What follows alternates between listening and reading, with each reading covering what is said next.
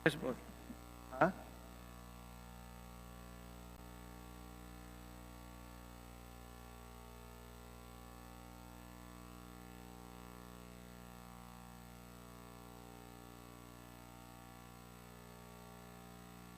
Session resumed. The Majority Floor Leader. Mr. Speaker, I move to recognize the Honorable Michael Tan Depensor of the party list Pinagtulungan to avail of the question of privilege. The distinguished gentleman from Pinagtulungan party list has 10 minutes. Please proceed. Thank you, Honorable Estrella, our presiding officers, Mr. Speaker, the Honorable Lawrence Depensor.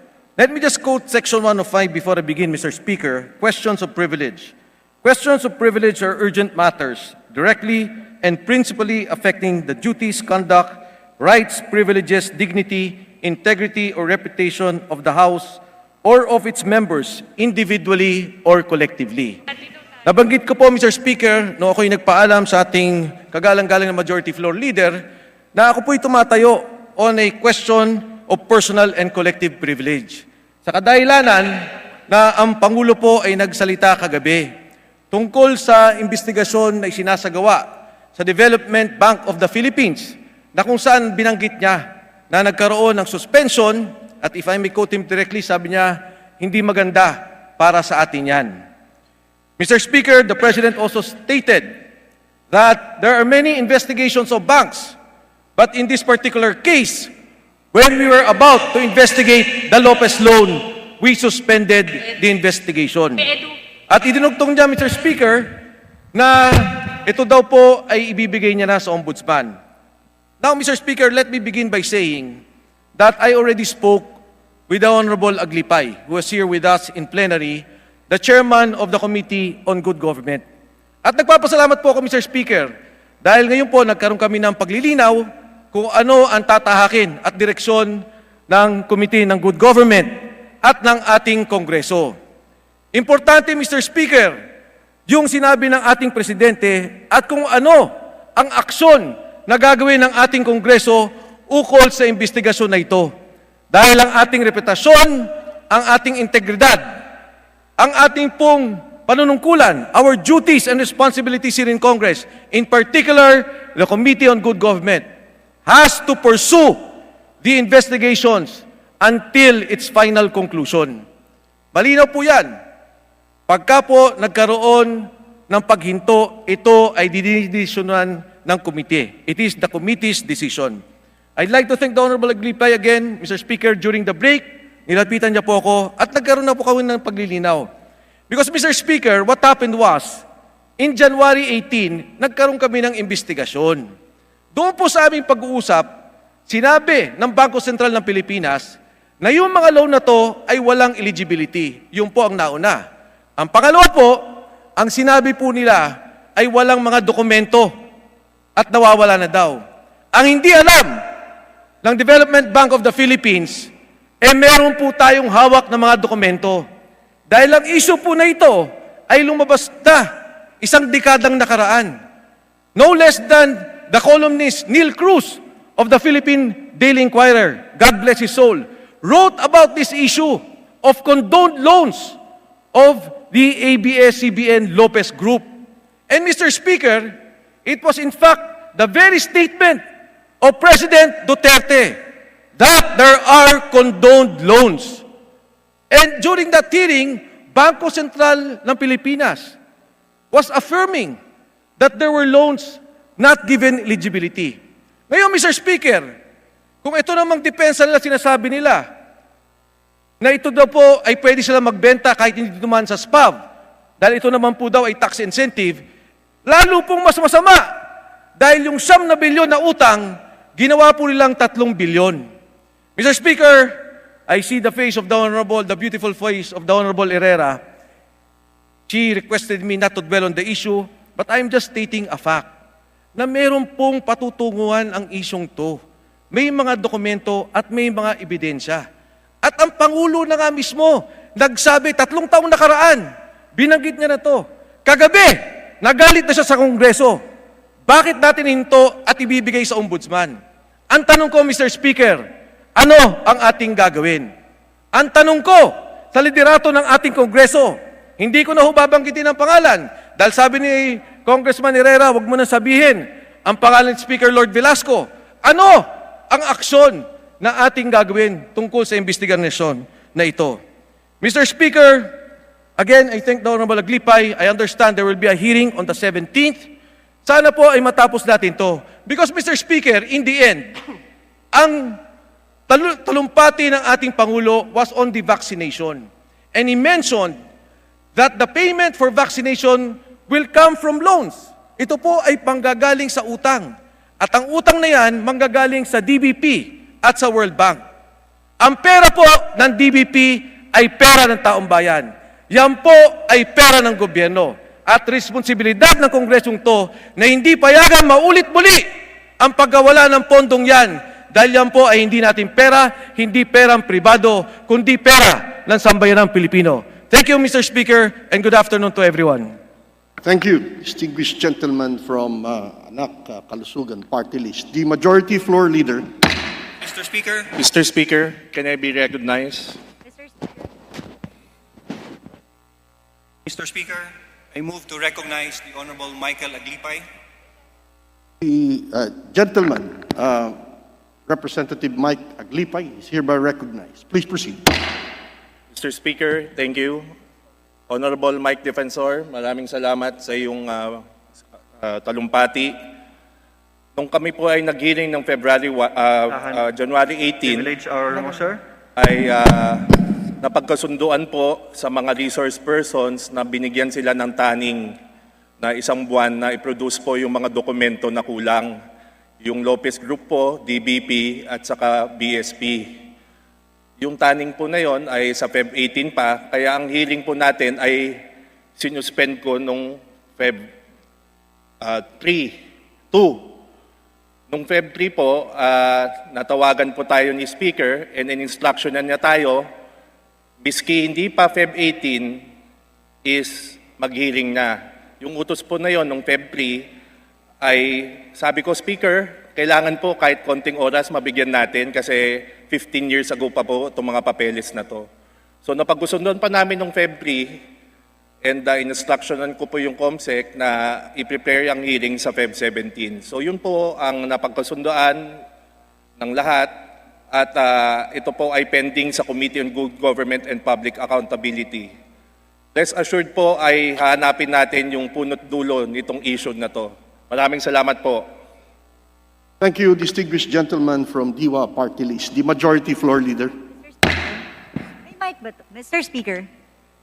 Mr. Speaker, I move to recognize the Honorable Deputy Speaker, Bernadette Herrera.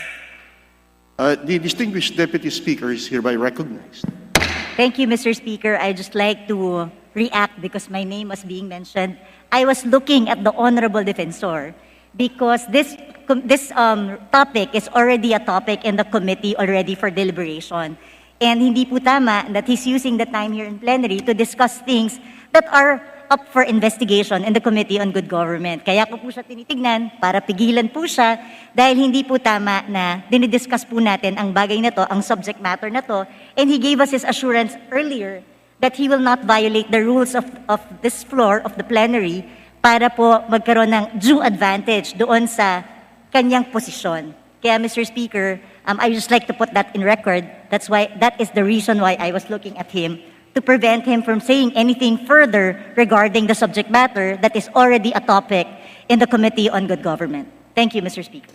Mr. Speaker. The remarks of the distinguished lady Deputy Speaker is noted by the Chair. The Majority Floor Leader. Mr. Speaker. Mr. Speaker. I move that we recognize the Mr. Honorable Speaker. Kit Belmonte. I move that we recognize the Honorable Kit Belmonte. Honorable Atienza, Mr. Speaker. Seniority. I would like to be enlightened. I yield. Mr. Speaker, the Honorable Belmonte yielded to the Deputy Speaker Atienza. May we recognize the Honorable Atienza? The distinguished Deputy Speaker is hereby recognized. Please proceed. Thank you, Mr. Speaker. We would like to be enlightened as to what is the purpose of these deliberations going on now on the floor. to take over the time that we would want to allot to tackle very important measures pending before this body. Ano po ba ang punot dulo nito? At ano po ba ang karapatan ni Congressman Depensor na tumayo upang questionin ang nangyayari sa committee? Nagbago na po ba tayo na rules? He is mentioning a collective privilege. I do not feel belonging to that issue. That issue is not my concern, and I'd like to be dissociated from his position. And I'm questioning his citing collective privilege when this issue is a very personal one for him. Mabuti pa sinabi niya personal privilege, and I will respect that. Pero collective, I do not feel belonging to what is cited here. He is citing again his personal crusade against the ABS and the Lopez companies. Ako po'y nakadalo sa isang pulong na ginaganap base po sa kanilang reklamo, chaired by Congressman Mike Aglipay, and I listened to the deliberations and the opportunities given him to support their allegations. And I personally witnessed failure on their part to support their allegations with documents. And I support whatever action the chairman would take to handle these particular issues, because when one goes to any committee for an investigation, he should be ready with documents and not go on a fishing expedition requiring the banks, including the central bank, to bring the documents that they are required to present before the body, before the council, the committee. At this point, bringing the issue on the floor occupies all of our time, and I question that particular action because it is not in accordance with our rules. Mr. Speaker. Mr. Speaker, before the reply, Mr. my Speaker. name was mentioned, Mr. Speaker. and I'd like to react on the statement of the Honorable Agenda, Mr. Speaker. Mr. Speaker, if I may, Speaker. I yield Chair part of my declares- time to the Honorable Atienza. Gentlemen, Mr. Speaker, Chair declares a 2 minutes suspension of the session.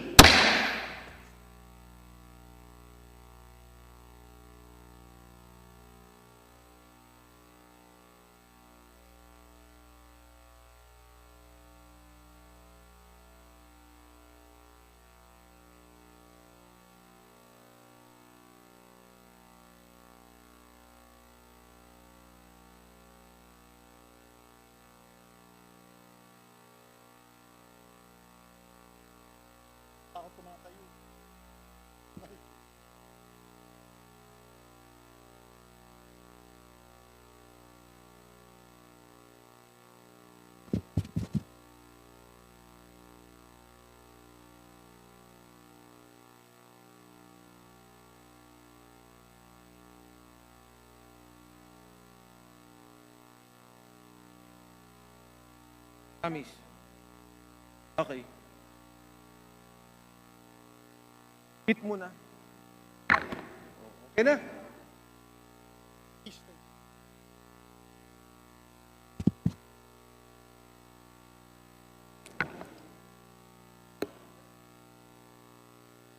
Okay.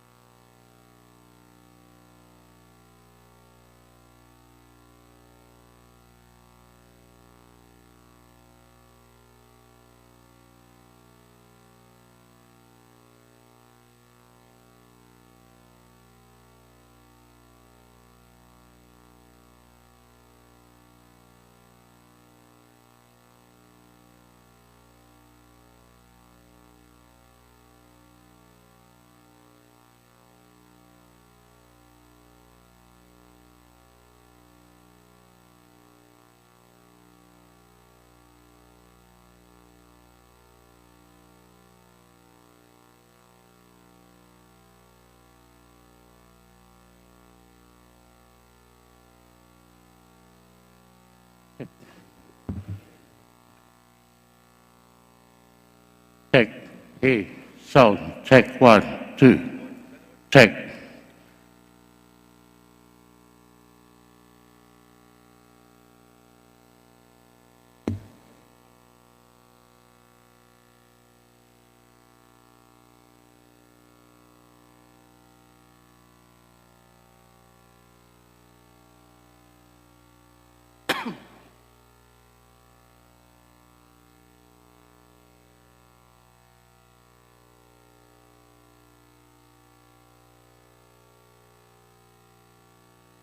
Thank you, Sikit.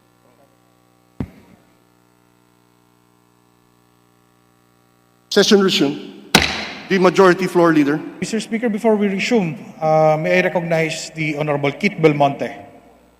The distinguished gentleman from Quezon City, minority floor leader, is hereby recognized. Proceed. Thank you very much, Mr. Speaker.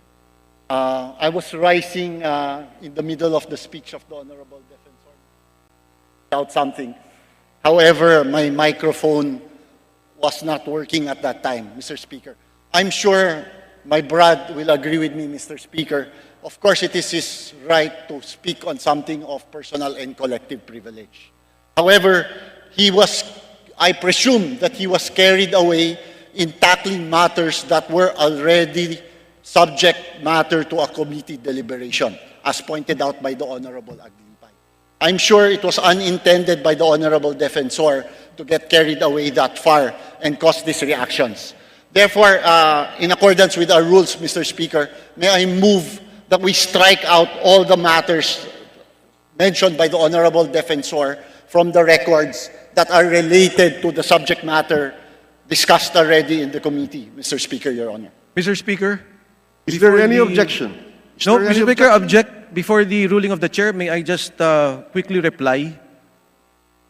The distinguished gentleman from Anak Kalusugan is hereby recognized. Thank you, Mr. Speaker. Briefly. Mr. Speaker, isa-isahin ko. Ang unang binanggit po ni Honorable Atienza, yung daw salita ko is not a collective privilege. It is precisely a collective privilege, Mr. Speaker, dahil ang Pangulo nagsabi, Kongreso. That is So not that my is point, the Mr. collective. Speaker, and I have a motion, Mr. Yeah. Speaker. No, before the motion, just quick. Now, on a personal level, Mr. Speaker, I did say it is a personal and collective privilege. Ngayon, Mr. Speaker, sinasabi ni Honorable Belmonte, I already touched on the issue. Mr. Speaker, I never discussed pro or against the issue. Ang sinasabi ko lang yung factual na merong mga lumabas doon sa ginawa naming hearing. Therefore, yun ang kinagalit ng Pangulo.